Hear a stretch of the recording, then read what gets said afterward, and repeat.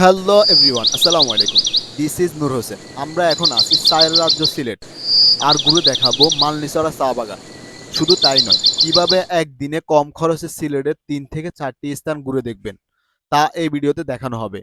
তো কষ্ট করে সম্পূর্ণ ভিডিওটি দেখতে থাকুন।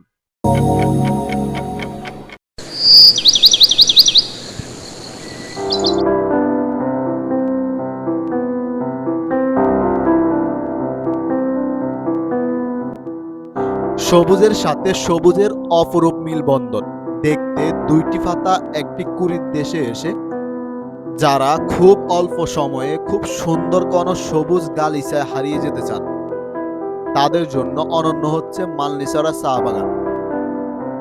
সিলেটের সৌন্দর্যের মাঝে অন্য এক ভালো লাগার আবেশের সৃষ্টি করেছে মালনীছড়া চা বাগান।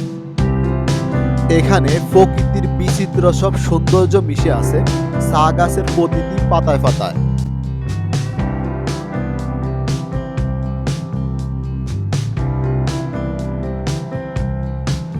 বন্ধুরা, আমরা এখন একেবারে পাহাড়ের চূড়ায় ওঠার চেষ্টা করব এবং আপনাদেরকে দেখানোর ট্রাই করব মালনীছড়া চা বাগানের সৌন্দর্য।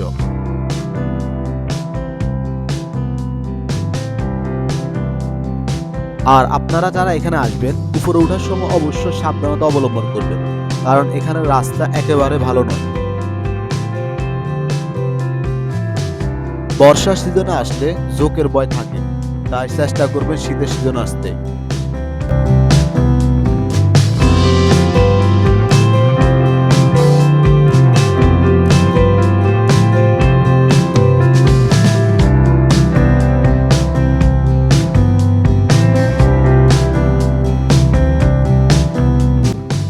সিলেটের চা বাগানের খ্যাতি রয়েছে বিশ্বব্যাপী। এখানকার চায়ের রং, স্বাদ এবং সুবাস অতুলনীয়। দেশের মোট চায়ের 90% উৎপন্ন হয় সিলেট শহরে। বাংলাদেশের মোট 163টি চা বাগান রয়েছে, এর মধ্যে 135টি সিলেটের। এর মধ্যে উল্লেখযোগ্য হলো মালনীছড়া চা বাগান।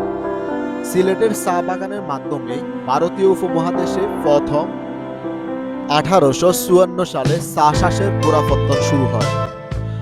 মালনীছড়া চা বাগান ঘোরা শেষ করে আমরা এখন আপনাদের জানাবো সিলেটে কম খরচে একদিনে কি কি ঘুরে যেতে পারবেন। প্রথম, মালনীছড়া চা বাগান। দ্বিতীয়, বোলাগঞ্জ সাদা পাথর। তৃতীয়, সোয়াম ফরেস্ট অথবা রাতারগুল। সর্বশেষ হযরত শাহজালাল রাদিয়াল্লাহু তাআলার মাজার ভবন দিয়ে শেষ করতে পারেন। আর এই পুরো ভবন শেষ করতে পারবেন মাত্র 1500 টাকায়। ঢাকার সায়দাবাদ থেকে কিছু ট্যুর গ্রুপের সাথে এই ভবনগুলো করতে পারেন। যদি আপনারা ট্যুর গ্রুপের ফেসবুক লিংক চান, তাহলে কমেন্ট বক্সে কমেন্ট করুন। আজকের মতো এখানে শেষ করছি। সবাই ভালো থাকুন, সুস্থ থাকুন। আল্লাহ হাফেজ।